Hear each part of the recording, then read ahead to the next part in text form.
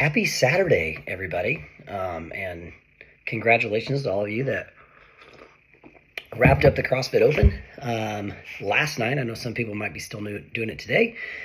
And I know others might be getting it in on Monday. I know our Legends crew is going to be getting it in Monday morning. So I want to give you guys our weekly rundown of our programming. It's kind of a little bit of a transition week. And I know that some people think that like, we just did the CrossFit Open. It's just one workout a week. We typically find, though, that the intensity level is a little bit higher during that time and during that phase. And then the other stuff is we have also structured our programming a little bit to accommodate for, not knowing the workout on Thursdays. And then that affects our Friday and our Saturday. So we've been a little bit more structured when it comes to the template that we use, strength on Tuesdays. We've done, at least leading up to this, we've also been focusing on certain skills that we knew would kind of come into the open, and that's to set up all of our clients in the best success. Even if you're not trying to accomplish something on the leaderboard in the big open, you still want to do your best when you're competing with a team. There are winners and losers, and everybody wants to do as best as they possibly can. Some people have done new skills during the open that they never thought they could do, or gotten heavier weights or whatever it may be. So we try to use the next couple of weeks as more of a let the body kind of process what we did over the last few weeks, and then dial back a little bit on the higher rep type volume stuff that you might see, but still trickle in workouts with appropriate parameters and intensity levels. So this week, you're going to kind of see a little bit more of like a strength bias this week. And that's intentional. And I'm going to kind of share with you why. There's still going to be some conditioning pieces in there, but you'll see more of even that like strength and conditioning type pair of workouts. We got a couple of those this week. Got a 25-minute mover in there. So going to give you the rundown. So on Monday, we actually are going to go back to rowing, push-ups, and kettlebell swings, just like we did last Monday, except a different dosage. So last Monday, we were focused on interval work to where we kind of sprinted and then rested, sprinted and then rested. This week, a little different recipe. So the row is actually going to be an 800-meter row for the women, a 1,000-meter row for the guys. As we open up the workout, it's just a one row. Okay, that is not going to be maybe quite as fast as your 10 cal pace that you were doing last Monday. So your stroke rates are going to change a little bit. It's going to be more of that lower stroke rate, so under 25. You're going to be big, powerful pull, hold in the back, and then a smooth return. Big, powerful pull, hold, and then smooth return. I find that to be the best possible pattern for like that 1K and on, because you allow yourself to rest a little bit while the flywheel works. You're gonna want that damper setting to be a little bit lower. So when I did the workout on Monday, I had that damper setting set more like at my 5. And that's more middle of the road for me. I will probably have this one at more of like a 3 for me, so that way there's less airflow going into the flywheel and allows the flywheel to spin longer per pull that I make. So you've also got Russian swings again, but higher volume on these swings. So last week we had a 15 rep per round. Now we've got 20, 18, 16, 14, 12, 10. It's a descending rep scheme, but that does two things. One, the chunk of your majority of your reps are in the first 3 sets. But then 2, we have these shorter sets at the end, so that promotes us to be more intense at the end because we have a quicker rep scheme there. The push-ups will be the major bottleneck here. I had a client text me on Monday after I submitted my score, and they were like, did you include the rest? I was very quick with last Monday's work, but it's because the rep scheme on the push-ups does not affect me. I can do 15 push-ups every single round, unbroken, no problem. But if you're someone who struggles with that push-up volume, that's where your bottleneck will be on this workout. So I would encourage you to look back to last Monday, because you have these 15 rep sets.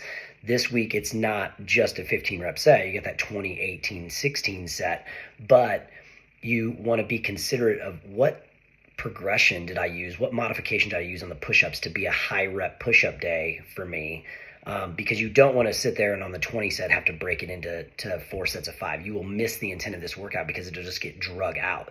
So choose a progression or a modification that allows you to get high reps on the push-ups.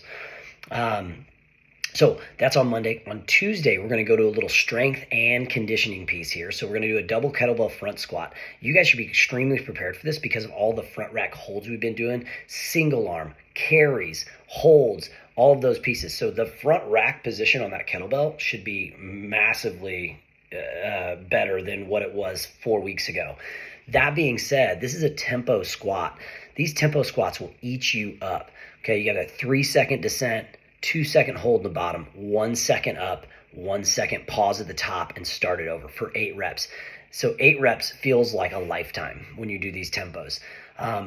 The reason we do tempos is time under tension, okay? We can get a lot of bang for our buck without a lot of weight because the load, it's the time that the body is under load, not just the load that we're lifting. So you can be a little bit dialed back on your load, especially for those of you that maybe you're just uncomfortable in that front rack position. I know some people just don't love that position there on the shoulder, on the forearm and arm. That being said, you can actually be a little lighter there because the time under tension will take care of the effect on the muscles. The other thing too is being in that position for that long duration. We've talked about it over and over and over again. Getting that front rack position with different implements and under that time domain will drastically carry over to your front squat, to your thruster, to your wall ball shot, all of those pieces. Anytime we're in that front rack position. So we got a double kettlebell front squat there. Then we go into kind of a lower RPM conditioning piece. So what we mean by that is like it's for time, but you're going to kind of determine the time or the effort based on like how hard you want to go that day. I've tried to mention this in some other videos. It's like, this is the difference between training and just beating your head against the wall over and over and over again. There are days that we should actually dial back intensity and work on practicing movement, right? So we've got 3 movements in here. We've got a farmer hold. Okay, so 1 minute hold on farmer. So of the 5 rounds, you have to go for 5 minutes because you have a 1 minute time on your holds, okay? You have a 1 minute farmer hold. You have 20 tall slam balls. We did this in our Thursday work last week. So a little bit more aggressive on these slam balls than like doing a longer, more monotonous slam ball there. And then 100 single unders. I can't stress this enough. If you want to be able to do double unders, then you have to walk before you run. And so therefore, you've got to be dynamite on single unders because that's what builds your capacity to even touch on double unders. Okay, it's no different. We're going to talk about the kipping pull-up in a second, but it's no different. It is they walk before you run. So when we got to the workout yesterday on the jump rope and somebody's like, I can't do double unders, or so that stopped them from going prescribed. Or someone says like, oh, I didn't make it to this next piece because I couldn't string together this many double unders. I couldn't do that. The double unders in the workout from the open last night should be a break. It is 50 reps as if you were going out to jog 100 meters. 50 reps should take you 30 seconds to do, and it should be something that you are breathing through. It is unloaded, just like a run, and that's how basic it should be. But it can only be that way if you make single unders basic. So if you want to be able to do double unders, you've got to be dynamite on single unders. And then for those of you that are still, hey, I can do double unders. Well, do you want to know how you get better at doing double unders under duress and under fatigue in a performance setting when you're tired? You do 500 single unders in a workout, right? Like your body has to be automatic. Like stamina. You should be able to do it with your eyes closed, okay? That's how good we should be at single unders if we want to progress to double unders. So we've got those single unders in that workout. It's a 5-rounder, okay? But again, you're going to kind of determine the pace and the tempo on that based on how you want to, perform the work. If you want to get after it. But if you want to dial back and really focus on practice those things. On the 8th, so it's Wednesday, we've got another kind of strength and then conditioning. So we've got strict pull-ups. Okay, we're doing that 3 sets of that max -2 on a 2-minute interval. Some of you might be able to load this if you can get above that 8 mark there. Strict pull-ups, again, I have to be able to walk before I run. Strict pull-ups are the basis for being able to do kipping pull-ups. Some gyms will say, oh, let's do kipping pull-ups, because kipping pull-ups is the sexy thing you get to do, right? But the problem is if you start to do kipping pull-ups without a strength base and a stability base with strict pull-ups, you will get hurt. You will injure your shoulder. You will degrade the shoulder complex, the shoulder joint, okay? So that being said, we encourage a 3 to 5 strict pull-up limit before someone would start to do kipping pull-ups, okay? So these are the opportunities to build that strict strength, okay?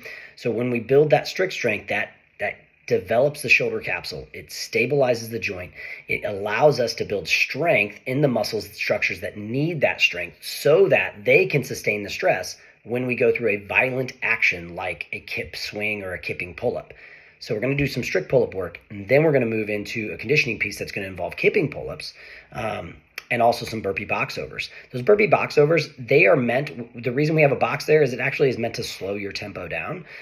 We're doing that with a interval, okay? This is my coaching piece this week. We talk about interval conditioning, so 2 pieces. One is the walk before you run complex with single unders to double unders, strict pull-ups to kipping pull-ups. And then the next piece is the idea of interval cardio, interval-based cardio. So sometimes we do a 4-time workout, right? It's all the way straight through. Monday's that way, Tuesday's that way. And then other times we do a work and then rest, okay? So a couple of things that happen with interval-based cardio, okay? There's a lot of ways you can do it, but in a high-intensity interval setting, okay, a few things happen for you, a few benefits that you get. Number one, you can increase your cardiovascular health, okay? Because especially if you're someone who struggles with maybe higher blood pressure or circulatory issues, and the untrained or the sedentary individuals or people that are just starting out, it allows your heart to work hard, okay, at a level that it can sustain, and then rest, and then work hard again, and then rest. And so that's no different than like your heart is a muscle, okay? So if I did a set of bicep curls and then rested, and then a set of bicep curls, okay, and then rested, right? I'm developing my muscle tone just the same way as I can do that with the heart. So that's one thing, okay? Number 2 is it's developing your endurance and your stamina for your muscle structure. So because your body has to utilize more oxygen and then get a break,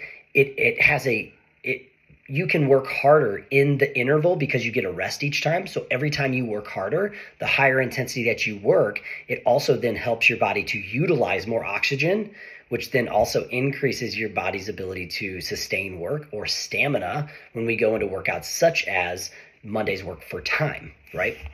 The other cool thing about this is that we're looking for training effect. It doesn't matter the movements, right? We're getting a training response regardless of the movements, right? It's the setup of the workout. And that's the science behind training.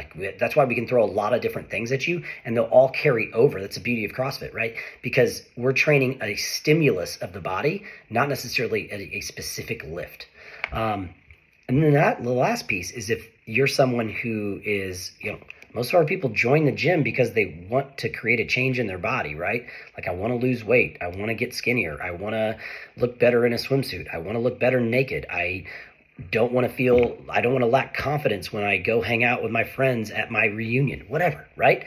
Well, the cool thing about that is with interval training, interval-based cardio also increases our caloric burn. And it's through this principle of EPOC, right? So it's excessive post-exercise, oxygen consumption. So the harder you work in the interval, the longer your body has to work to replace oxygen to the muscles, okay, for repair process and for recovery. And so therefore you have an uptick in your metabolic rate when that happens. And so you increase calorie burn even after the session, okay? So that's a piece there. All right, so those are my talking points. The rest of this work I'm going to kind of move through. On Thursday we have that 25-minute mover, longer AMRAP type stuff. Okay, these things aren't necessarily scored, but you should look at these things as like if I worked hard Monday, Tuesday, Wednesday, I need a little bit of a down regulation on Thursday just to let my body recover. Okay, no offense, but I'm 37 and I can't train hard for 6 days in a row. And I know there's plenty of people in our gym that are older than me trying to do that. This is the smart way to do this, okay? If you take offense to that, you can send me a letter or something. That being said, we have a lot of unilateral work. Every focus in the movements on that day is unilateral work. Kneeling landmine presses, shrimp squats. If you don't know that movement, it's a great movement, especially for those of you that are like, oh, I'd like to develop the pistol, right? It's a single leg squat. Shrimp squats there. Kettlebell windmills, okay, great one for mobility of the spine and stability of the shoulder. And then side plank T-spine rotations, okay? If you lack overhead mobility, if you got into that snatch grip the other night and you're like, I don't like this, or if I go overhead and walk up a wall and I'm like, this is really tight, okay? Most of us lack that mobility due to our T-spine. Okay, so if you're not rotating at that spine, okay, but you want to press overhead better, or you want to overhead squat, or you want to snatch any of those pieces, if you want to have a better back squat or front rack position in the bottom of your squat, move your T-spine. So we've got that in there, and then you obviously have your 3 minutes of cardio of choice. Jump on a bike, jump on a rower, whatever you want there. Change it up each round. And if it's nice out, I don't know what the weather's going to be like on Thursday, but if it's nice out, get on and hit a jog, okay? We're getting to that point of the year that we can get away with that a little bit. On Friday, mainly a strength day, right? So we've got pendlay row, a lot of upper body strength, by the way. So great upper body day. I look at this as like, this is a flex day for me. Like, I want to be able to do my pendlay rows. Okay, so we're going to do some upper back horizontal pulling strength. We're doing some dumbbell bench press with a single side loading and some iso hold on one end. Banded unilateral farmer carry. That's a little modification to the farmer carry. You get a little bit of dynamic movement in the bell. So I'm sure Coach Sam will probably provide some videos on that anyways. And then straight arm pull down with a PVC. I love this one. I showed this to a client, actually. DJ Ken did this with me for the first time like a couple months ago, and it just lights up your lats. Great development there.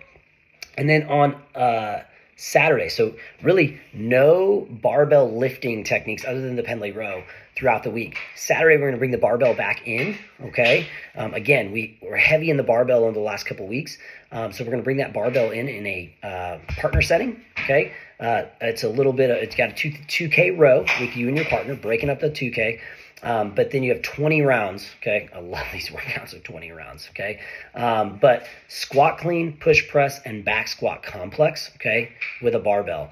It's a I go, you go, right? So you do the complex, then I do the complex, and we rest back and forth, and we alternate rounds on that. I love that complex, but yeah, getting a little squat clean, getting a push press, and then getting some back squats in there. Going to be a moderate weight on the barbell, but that barbell needs to be the same weight. Say hi to Bo. Hi. But yeah, that's our week for you guys. So I know this is a little bit longer, but I want to touch on certain pieces in the programming that I believe involve a little bit more of the talking points here. So I hope this helps.